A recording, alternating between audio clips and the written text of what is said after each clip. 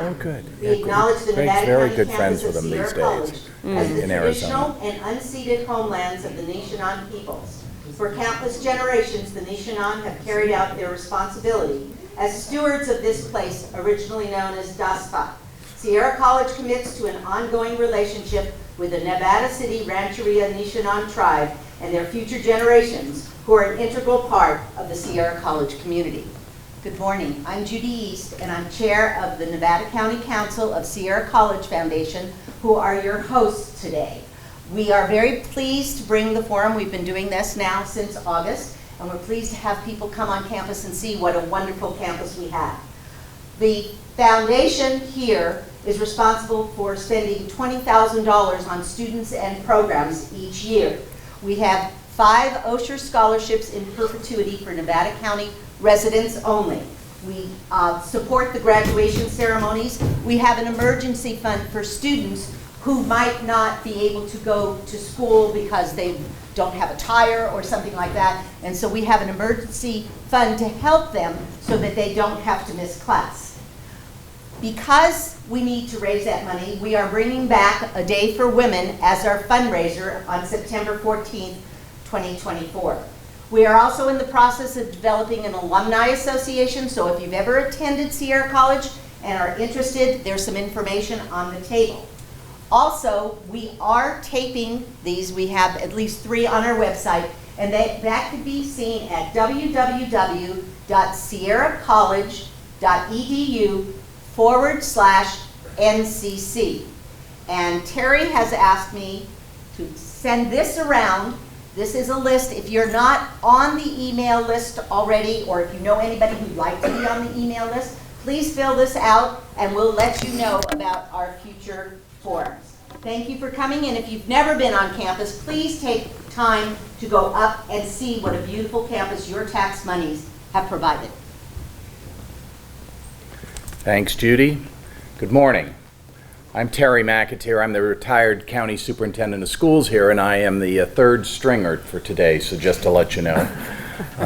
We thought we'd have Cheryl Dell who does it, but Cheryl is down with a bad case of vertigo, and you know what that means. She couldn't drive a car here.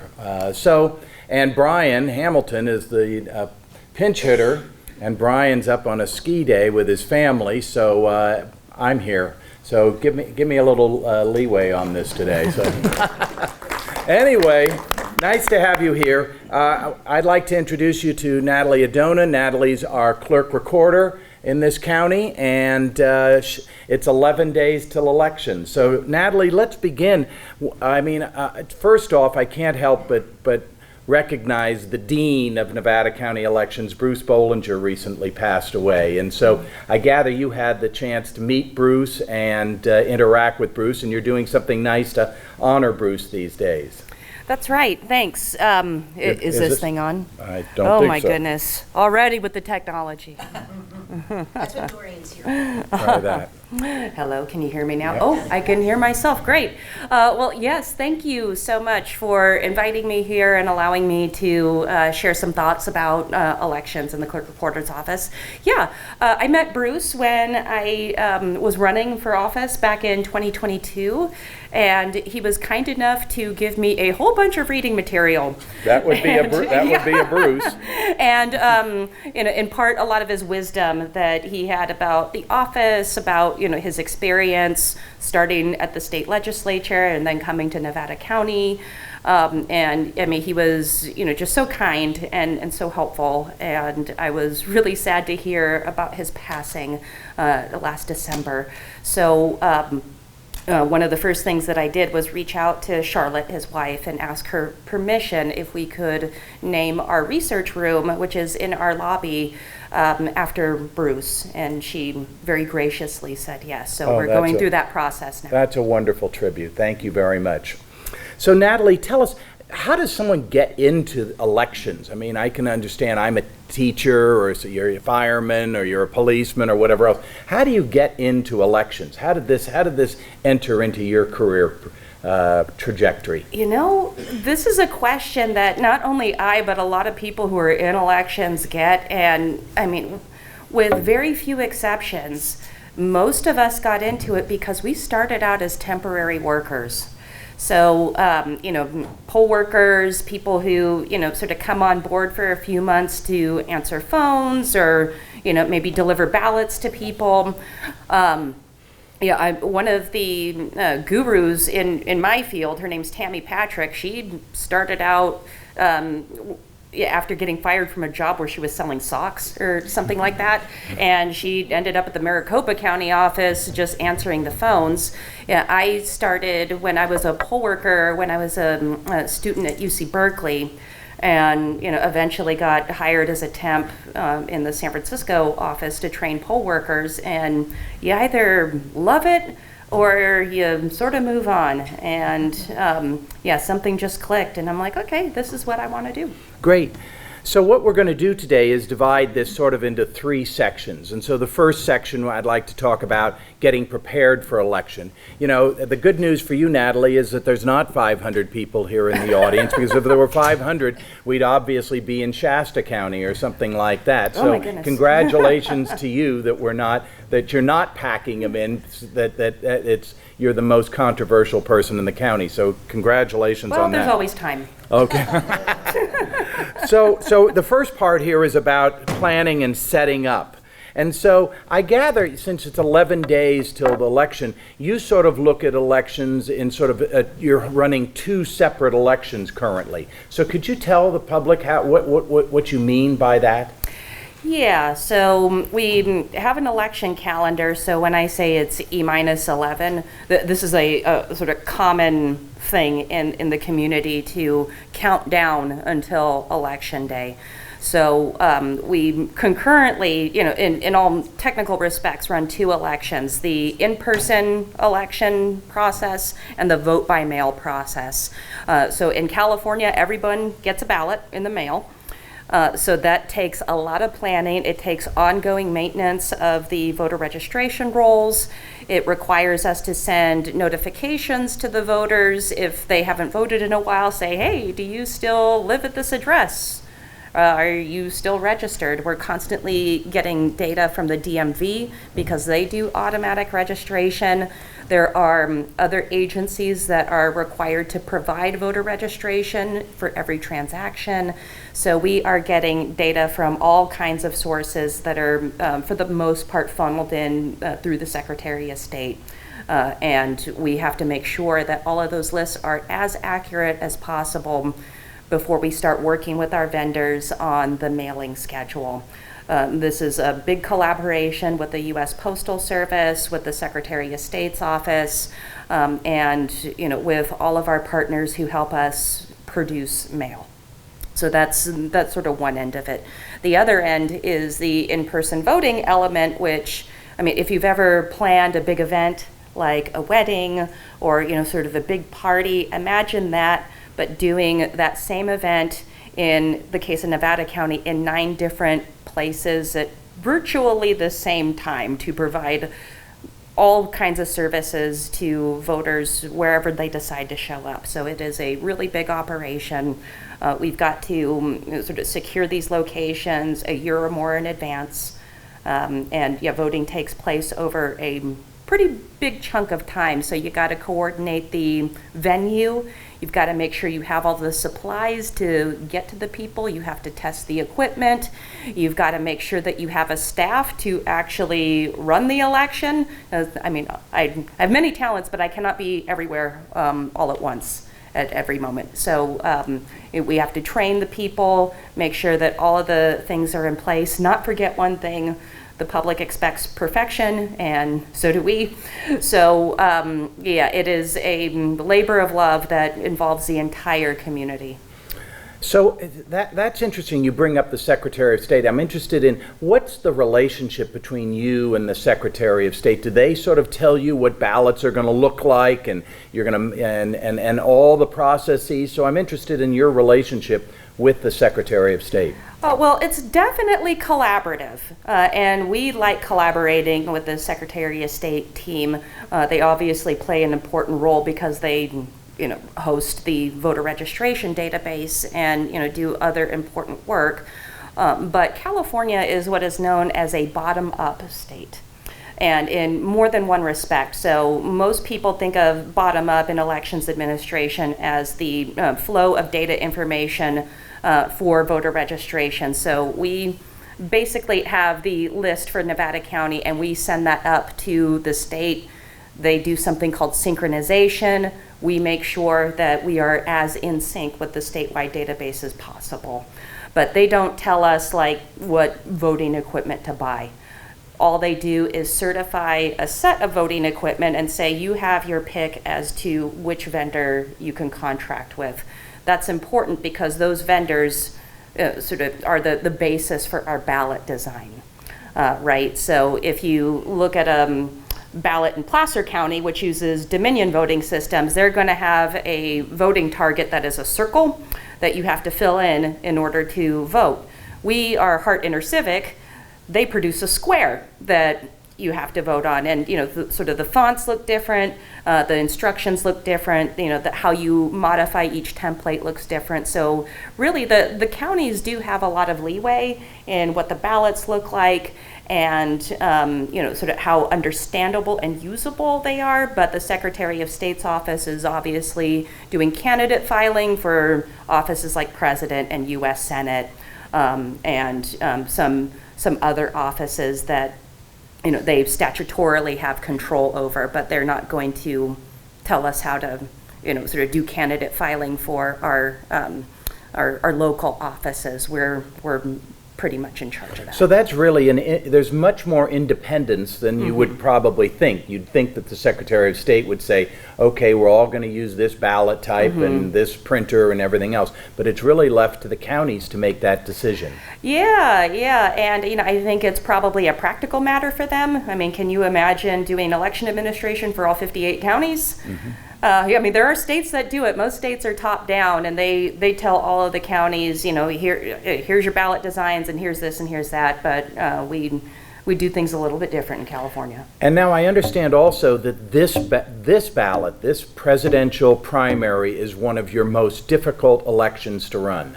Is that so? And why is that? Yeah, it is very complex, and it's because there are essentially two primaries on the same ballot. When you vote for president, this is a party-nominated contest, and what that means is, the parties want voters' input as to who to select to be their nominee for president, but ultimately it is something that is left to the parties. So if you are a registered Republican, you are voting on the Republican ballot. You won't be entitled to get another party's ballot unless you re-register. This is different from the other contests that are on the ballot, which are top two primaries, and you just see a whole list of candidates, and they're from all different kinds of parties. U.S. Senate is a good example. The U.S. Senate will be on your ballot if you don't know that already, and so you'll see Democrats, Republicans, and everything in between on those ballots. So it's like you have two elections that you're saying. One is a vote by mail, and then the other is in person. And now I'm seeing that it's sort of two other elections are taking place because you've got, more than two parties out there. So so it's a monumental undertaking. How many different ballot types do you have here in the county for this election? For this election, 72. So there are 70, you had to design 72 different ballots within the county of Nevada. Yep. It's just oodles of fun. So tell us, there are some offices out there that we don't even know, districts that you're running. So could you give us a few that are out there? Let's see. So this election, we do have one of the central committees that are going to ballot. You normally don't see central committees on the ballot because they have a lot of seats for each district, and you've got to have more people than seats who are running in order for it to make it to ballot. So anyone who is registered as Republican who lives in District 4, you will see that contest on there. But if you are not a Republican or you do not live in District 4, you won't see that at all. There are 3 local measures that, if you live in an unincorporated area, you would not get, for example, a City of Grass Valley measure, right? So we have to accommodate for all of that, plus all of the different parties that have restrictions on, who gets to vote for their presidential nominee. So that's why you get 72. And I mean, honestly, I know it sounds like a lot, but it's actually kind of low. 72 is low for this election. Yeah. Wow. I can't imagine how many ballot types Los Angeles County has. Oh. So glad I don't work in Los Angeles County. No offense to my friend Dean Logan, but wow, that's just mind-boggling. And how do the 58, you have an organization amongst the 58 counties, and is it a cooperative group? I mean, you've got Democrats and Republicans, and you've got all kinds of people who are representing these various counties. So how does that teamwork work? Oh, I think it works great. So the California Association of Clerks and Elections Officials is our state association for all of us who work as county clerks and elections folks, and even people who work for clerks of the board. So we really like stealing ideas from each other. So we meet up periodically to talk about all kinds of things, and often the question is, well, what are you guys doing? Well, we're having difficulty with this. How do you guys, do this? And so we are, sort of happy to share ideas and steal ideas from each other, all in service of the voter. So I think it works out really well. We all have, really good relationships with each other, and I think what's great about it is we all sort of respect each other's differences. We sort of understand, well, maybe what works in a place like Los Angeles County won't work in Nevada County, and that's okay. So talk to us about your staff for a minute. You blossom during an election in terms of how many employees do you have. How many employees will you have during this election season? Yeah, that's a good question, because it kind of fluctuates per election, but so on our permanent staff, there are 3 people who, sort of strictly work in elections, and then there's me and my assistant, and we sort of toggle back and forth between elections and Clerk-Recorder. For our temps who come into our office, there's anywhere from 7 to 8 of people answering the phones and working with the ballots. There's another 6 to 7 who work in our warehouse team. They're responsible for delivering all of the stuff to the vote centers. And with our workers who actually work the polls, I think this election we've got 60 or 70 if you include the backup people. So for the primary, that seems to be a good amount. We'll probably have even more for the general, because everyone's kind of going to be paying attention to that one. Mm-hmm. For any election, anywhere from, I would say, 60 to 90 people, depending. So I read recently that Placer County is having a shortage of trying to find election workers, mm-hmm. Which is a story unto itself, that a lot of them have been intimidated over the elections or whatever and not coming back. How's your population of workers? We are really lucky to have a lot of folks returning. And they've been working the elections for a really long time. Actually, if you get the chance, there is a wonderful spot that we did just a couple of days ago on KNCO, and we invited one of our election workers to join us. She's been working elections since 1998, mm-hmm. And she's got the coveted poll worker pins. All of our poll workers get a pin, and she's got a whole vest of them, and she's very proud of that. You get a new one every election? You do. Yeah, you do. So it's like Scouts or something. You have these merit badges. Kind of, yeah. There are a few people who have so many, they're just like weighed down by how many of those pins that they got. And even so, since I've been here in Nevada County, we have had some people who have, kind of had a hard time. And it sort of depends on, I think, where you're serving, but some people have been like, you don't pay me enough to get screamed at by people. And there have been a couple of situations where we were, a little bit worried. So, about a third of people who, I was introduced to when I first started are not going to return.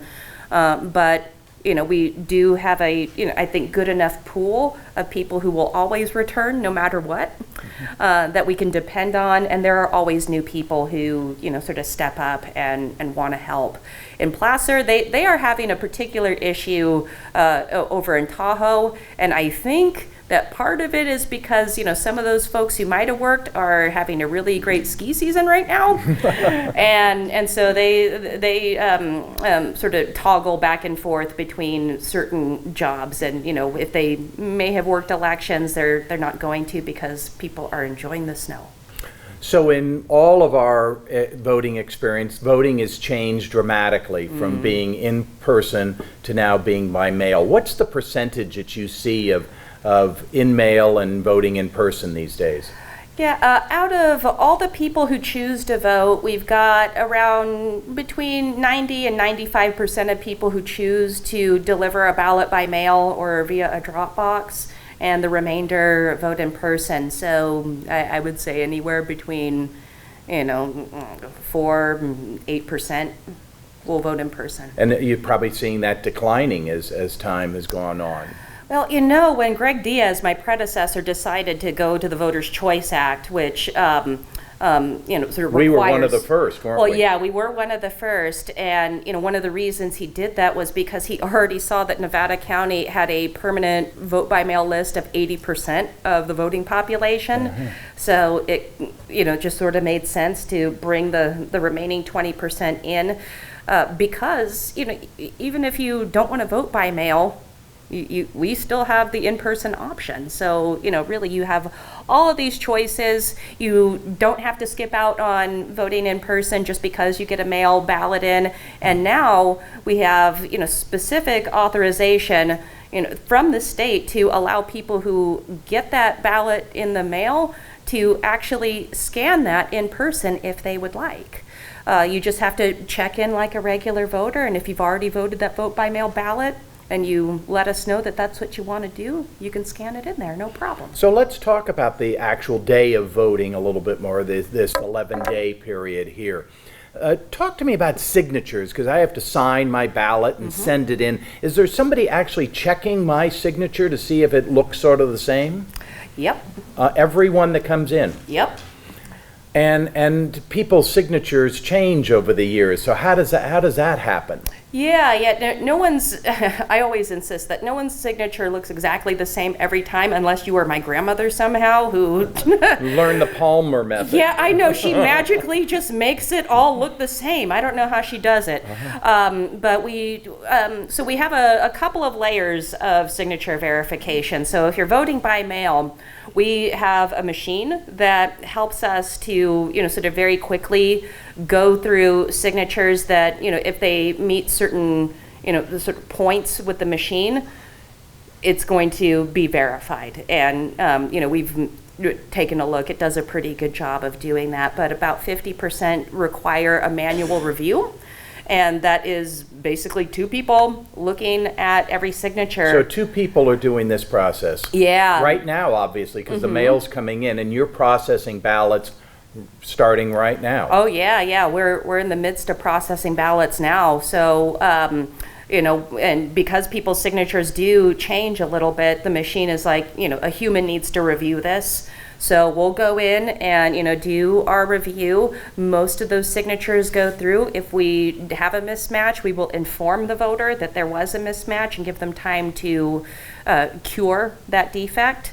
And what does that mean? That they come into your office and sign again, or show ID or something? Yeah, there is a whole process for people to update their signature and for us to check. All of my staff has gone through signature verification training that's offered by the state, and we do signature verification training for our election workers who are processing people in person, and they are also checking signatures. So yeah, everything gets checked. Now, talking about checking, in the last 10 years, we've had more people concerned about the validity of their vote, the oversight. Do you actually have outside members of the community coming into your office to witness what's going on?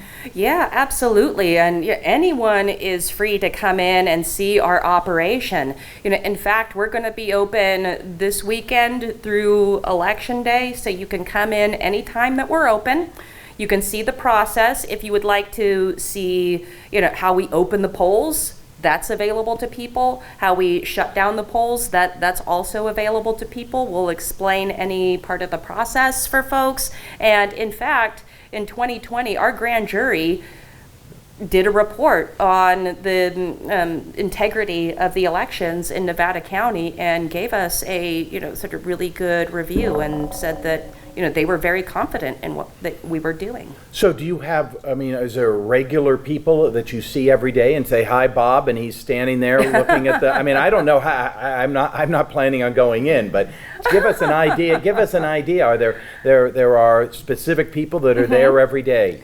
Well, I don't know about every day, but there are definitely return customers who come to see us all the time, and they're usually affiliated with groups. Like one big group is the Election Integrity Project of California. They always have representatives who come in and observe. We have people from campaigns and from the parties who regularly come in and just look at what we're doing. We also have a camera doing a live feed of every place where we have ballots. If you would like to look at us in the fishbowl, really? That is on YouTube. Yeah, we are just open in there. You have a live YouTube channel going right now that can watch every room in the elections office. Pretty much, yeah. Wow. And that's sort of amazing to me, sort of from a public perspective. Yes, you're a public official, but my goodness, do you feel this as an intrusion? Tell us your feelings relative to this new advent of more people being involved in the election processing. I definitely would not say it's an intrusion. I would actually prefer people to come in and, sort of see what it is that we're doing. Anyone who's met an elections official knows that we love to geek out on this stuff. I could talk about it all day. Yeah. So, if you want to come in and ask questions and say, hey, how does this work? Or, how do I know my vote's going to count the way I intended? We are happy to go through every step of the process. So, no, it's not an intrusion, but it is new to have the live feed, which a lot of jurisdictions are doing nowadays. And, I think that a lot of that is sort of the consequence of COVID-19. We did have, sort of social distancing worries, and, a lot of staff sort of coming in and out. So we wanted to give, our observers the opportunity to sort of see a bunch of stuff without, having to worry about illness. And, now that we've done it, we don't want to roll back on it. And do you find that there's any electioneering or intimidation happened in any of our poll locations or here at your office? Have you found any of that? On occasion, and I think most electioneering is what we call passive. Meaning you have on a hat or a shirt or a button and it has a candidate's name on it or maybe their picture or something like that. And most people, in my experience, they don't even know that that's against the law. And so you approach them and say, can you please remove the button or cover up the shirt, and they're happy to do it. There have been some incidents, though, where people have, sort of used a loudspeaker to electioneer within the 100-foot boundary, or, blocked access to a drop box, and that is not okay. In this county? Wow. Yeah, so, we have, fortunately been able to resolve those issues rather quickly. We have a good training program for our roving elections officials who, I train, and they're sort of like my eyes and ears, and they sort of deal with sort of more difficult issues that maybe the poll worker is unprepared or maybe not as best equipped to handle. Their job is to process voters. Our rovers are there to sort of support that process, make sure that voters are feeling comfortable when they go drop off their ballot or vote in person. And, we do a lot of planning and coordination and communication with all of our law enforcement and other departments within the county, so they're prepared if they see something that kind of doesn't look right, that they know who to call and what to do. And so are there some jurisdictions that you talk to your clerk recorders in this state that are having more difficulties? I know it doesn't take a rocket scientist to know that Shasta County's been a lot of controversy in Shasta County. Can you fill us in on the Shasta County controversy that maybe people don't know about? Oh, well, I think that, they have had a really difficult time, and I'm thankful that, we have had an easier time than my friends over in Shasta, and, I think that, a lot of people like me who are sort of looking at that situation feel, a little bit powerless because we want to help that team, but don't quite know how to. I had mentioned we are a bottom-up state, so, Shasta has a lot of independence on how they run their shop. My good friend Kathy Darling Allen recently announced her retirement due to health issues, and one of the cures for her health problems is less stress. Yeah. So she has decided to prioritize her family and retire. It'll be interesting to see who the Shasta Board of Supervisors appoints to Yes. replace Kathy, who I think her last day is something like May 9th or something So like the that. controversy has been that the Board of Supervisors up there doesn't want electronic counting of ballots, and so they want a hand count of ballots. They passed that ordinance to do that, and then the state stepped in and passed a law which essentially said, no, there's no hand counting in California. So currently, it's still contentious in Shasta.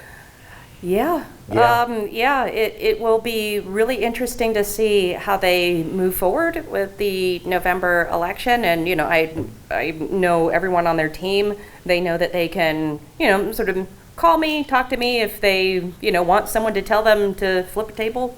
Okay. Well, speaking of that, you happen to be well known throughout the state and the nation for being so involved nationwide. Could you tell us some of the things that you've been involved in, so that we should be so honored to have Natalie as our clerk recorder? Oh. Now, don't be shy. Come on, tell.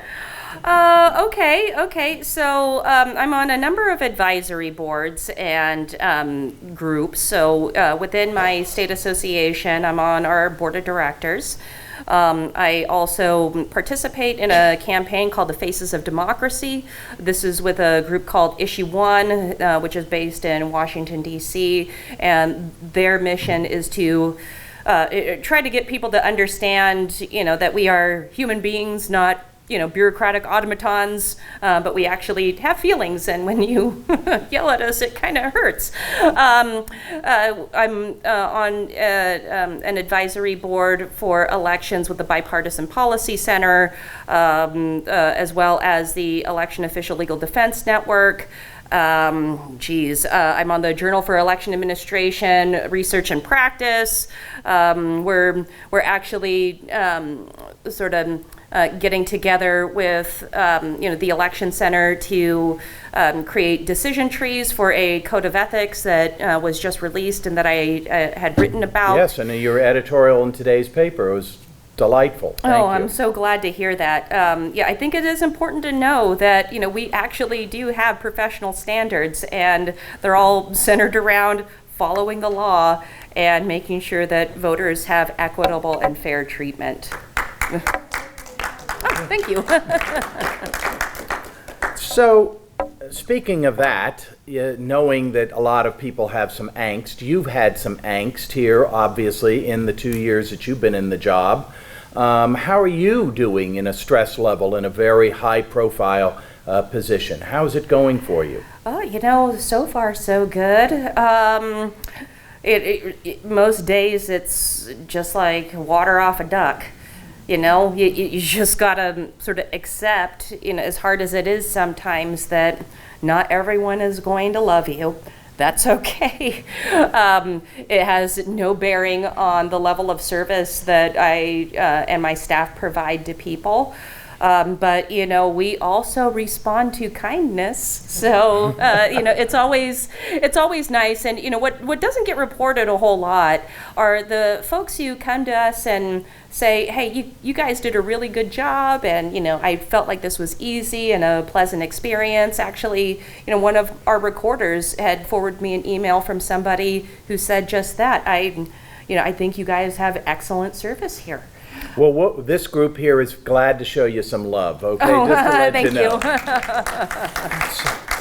So, unfortunately, there are incidents that happen. So down in Yuba City recently something happened, and could you share that and tell what precautions you're having to do now? Yeah, so one of the new threats that we are, sort of paying attention to all over the state and across this country is pieces of mail that are laced with harmful substances. So, we had first heard about, a series of incidents in our state, Washington State, Oregon, Nevada, and Georgia around these packages that were laced with fentanyl. Fortunately, the ones that were intended for Sacramento and Los Angeles were intercepted by the Postal Service and did not make it in there. With Yuba County in particular, they had a package that looked like it might have had a harmful substance on it and was also looking like it was from the state.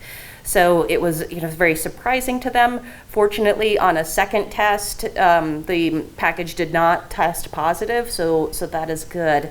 But there have been other incidences which I don't think that I'm free to talk about in other California counties where there has been mail that has been troubling. So how are you handling that locally? So what we did was we got together, all of the local law enforcement and, county CEO's office and others, and we did something called a tabletop exercise. And, basically what this is a test of all of our plans for any number of contingencies that may occur. And we did make sure to, sort of go over the contingency, what happens if you get a suspicious package. I'm really happy to say that we have, sort of good processes in place if that were to ever happen to us. Hopefully it does not. But if it did, we would, have a process and a plan that we could implement automatically so everyone will stay safe. Wow. Sorry. Just downright sorry for you and your staff. It is the world we live in, unfortunately, but, as with other moments in history, we will get through it. Yep. So talk to us a little bit about how, excuse me, I had it and then you lose it. So, so I'll ask you, what in this election keeps you up at night? So when you wake up and, at 2 in the morning, what are you thinking about that we're not thinking about? Well, that's a good question. It's difficult to say because, up to this point, we've had a pretty smooth process so far. What I get concerned about mostly is, how my staff are holding up because, they are really on the front line. And, sort of dealing with, sort of people's, frustration. Sometimes people do get frustrated, with the process. And, they are the ones who are, sort of taking that on firsthand. And, I would say that they have become really good at solving people's issues. Like you had, sort of brought up before, the presidential primary is a very complex process, and it is not always easy to explain to people. They get frustrated about, things like crossover voting, which it's a thing. I have a little pocket guide if you want it, but you cannot help but sort of just have to take people's criticisms. Sometimes they are harsh. I would say sometimes they're even unfair. So I do hope that we are creating a culture in our office of saying, hey, if you're having trouble, tell somebody, we'll give you a hand. And I think that they are really good at, sort of asking for help, asking for support. I do wonder sometimes if they're okay. Okay. Well, we should have a celebration at the end of an election to thank all the election workers out there. Oh, yeah. How about that for an idea? Oh, yeah, Okay. no, that'd be awesome. Good. Nevada County oftentimes has been complaining, the citizens have been complaining that it's just taking so long to count ballots. Mm-hmm. So can you talk, I know you've done something to be able to speed that process up. So tell us what happens on election night, essentially, in the ballot counting room. Yeah, so, under the law, we are able to start processing the ballots that we have starting 29 days before the election. So, part of the reason for us to ask you to vote early is, not only because we want you to vote, but because we get to process that ballot when it comes in. So, vote by mail takes a lot of steps to verify. Like I said, most people in this county vote by mail. So, we'll take your ballot up till election day. I mean, that's not a problem. Vote whenever it's convenient for you. However, I would also say that the longer you wait, the longer it's going to take for us after the election to report all the results. We do try to get in as much as we can by election day. I think in November 2022, we were able to process something like 20,000 ballots, but we still had well over that to go because everyone dropped off the day of. Mm-hmm. So when someone asks me, well, how much longer is it going to take? It's like, well, we can't just open it up as soon as we get it. We got to verify your signature. We got to make sure that you didn't already vote somewhere else. We have to go through a lot of verification before we can even open up that envelope. We've got to sort them in a way that makes sense for our post-election audit. There are just a lot of steps that I would encourage everyone to come see. Or watch on YouTube. Or watch on YouTube. The vote by mail process does take a substantial amount of time. California law gives a lot of leeway to the voter. So, we've got to follow the law. And, so out of the certification period, which is up to 30 days, we take about 2.5 weeks, something like that, to certify. So we're faster than a lot of the other counties, and we've got to go through, all of the steps depending on when you all decide to vote. The good news is we got a tool that will help us tremendously. We got this mail sorting machine, and it does a lot of things. Not only does it help sort the way we need to for our post-election audit, but it also helps us verify signatures and helps us open all of the ballots that we have verified as being good. And so what we had done before. You mean somebody's not there with a letter opener? Oh, dear God, no. So I'm interested. How do you? So this machine now will open it, but in the past, how have you been opening envelopes? In the past, we would have a separate signature verification device. Yeah. And then we would have a separate machine to help open them up, and then we would have to manually sort all of the precincts out. I mean, if you have a couple of hundred, that's not a big deal. But if you have 75,000 registered voters, then it becomes quite a time-consuming process. So now we have a machine that does all of those things a lot faster than any person ever could. And so, the faster you get those ballots in, we can put them through the machine and, start extracting them, putting them through tabulation. It's already proven to save a lot of time. So I'm sort of boggled by all the processes. I just think, you get it, you look at the signature, you open it up, and you put it through the machine, and that's not the case in terms of my ballot that gets to you. Oh, no, we, part of our process is centered around this post-election audit. So, when we set up voting, we make sure that all of our machines are working prior to any ballot going through, and that they continued to work throughout the election. So before the election, we do something called logic and accuracy testing, where we make sure that, anytime a voter interacts with the machine, that it is going to sort of act in the way that it's expected and that it counts accurately. After that, we check the machine's work by taking 1% of all precincts and doing a manual tally and comparing that human tally with the machine count. And I think in the years that we've been doing this, we had one discrepancy once.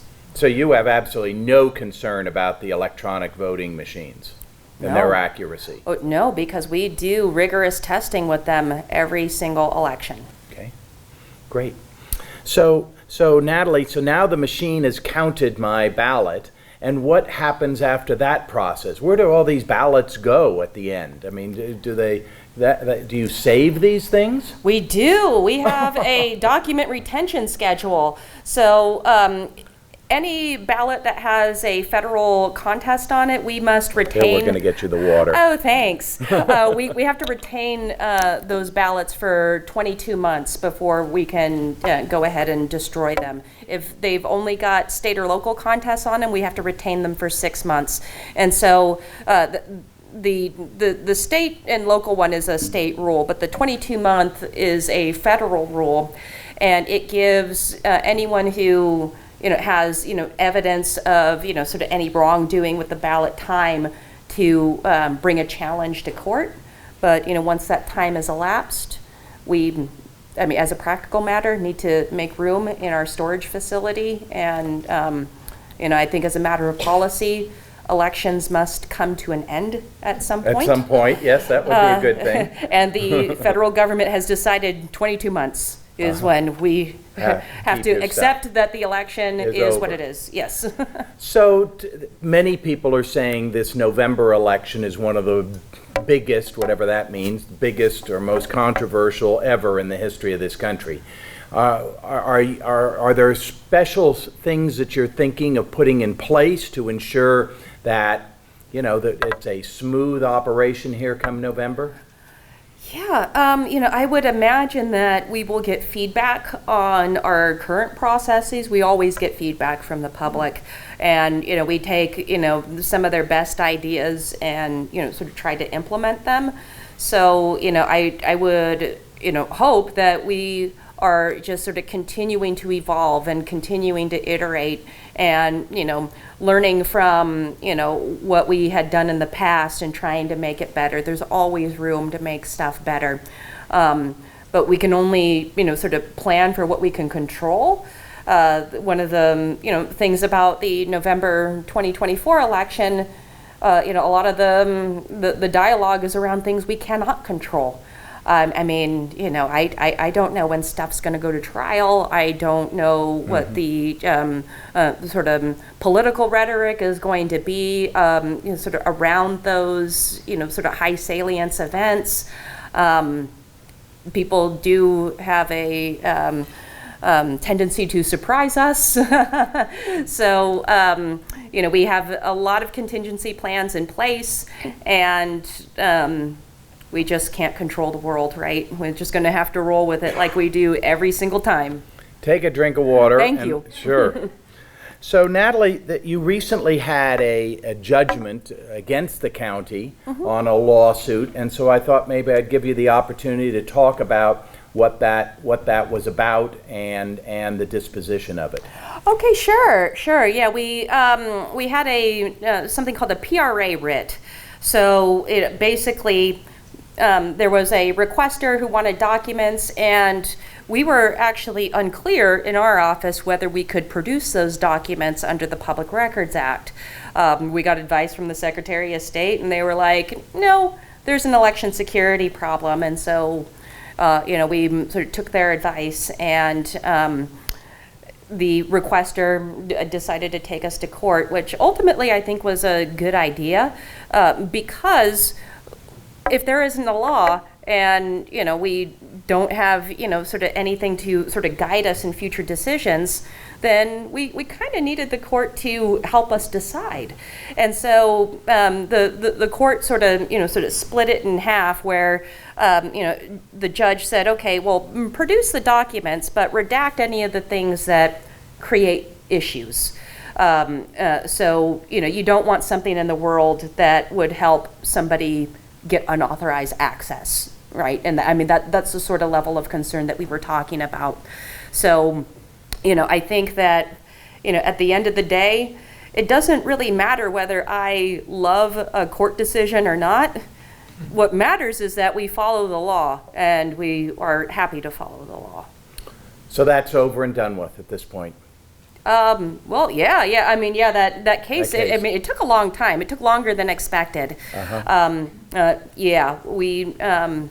We know now, moving forward, what we need to do to accommodate future requests. And, it does take a while to do the redaction, but, I think that it's worth it. Because there are, sort of examples in other states of people getting unauthorized access to voting equipment, and it did not end up good. And those cases are, pending before the courts right now. Correct. So, Natalie, I was going over my ballot. It came to Proposition 1. The first time that California, I can remember, has only have one ballot proposition. But I found it very difficult to slog through Prop 1 and understand it. So, you're in the front lines of this. What are sites and things that you promote for people to get better in understanding of the issues out there that might be complicated, like this Proposition 1? Oh, well, so first of all, I will say you will have many more propositions for state stuff in November. What's November looking like? Let's while see. We're on Oh, that gosh. For a minute. I think right now, the last time I checked, there were 7 or 8 that were definitely going to go to ballot. There's probably going to be quite a few more. So never fear, you will have more measures to vote on. But what I always do is tell people, we publish a voter information guide, and the state also publishes a voter information guide, and that is a great way to get just sort of the straight facts on what a thing is. Like, if you're looking at a local measure, for example, you'll probably have the, sort of entire measure text. I think for Prop 1, the state has also provided all of that, plus any arguments for and against and the rebuttals, it's all there. So, you can sort of use that as your jumping off point to do your research. Yeah, well, where else do I jump to? Are there any other websites that you sort of say, gee, these are some good sites for finding out information or so? Well, I think a good nonpartisan website that I have looked at before is Ballotpedia. Ballotpedia. Yeah, and they do a lot of research. I think that I am always very careful about what I recommend, because I'm a nonpartisan official, so I try to direct people to nonpartisan sources. And the state voter information guide, local voter information guide, things like Ballotpedia are all great.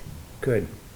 So, Natalie, this has been really informative, but I feel like as an elected official, you do have another life. So tell us a little bit about your life. What are the fun things that you enjoy while you're here in Nevada County? Oh gosh, I have a life? Okay, cool. I practice yoga regularly in Grass Valley. And that's actually really helpful, because sometimes I need a little zen, because people get spicy with me.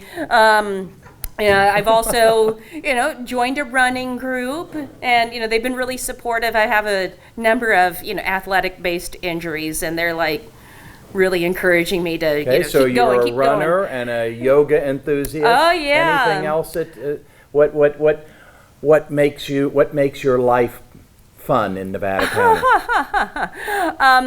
Those are the main things for me right now. I do like watching movies at the Onyx, and just sort of hanging out. I can be seen at times at the Wild Eye Pub. Okay. But a lot of my free time, in all honesty, whenever I can, I do spend time with my grandmother, who lives in Vallejo, and she's my grandfather passed away back in 2018, and she's never really been alone up to that point.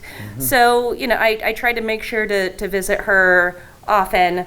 As now I'm closer. When I lived in Washington, D.C. years ago, it was really hard to visit her. And now that I'm here, I can go every other weekend and, make sure she's doing okay and she's, got all of the things that she needs that she says make her feel rich, like, Great. Her Lunchables and stuff like that. Okay.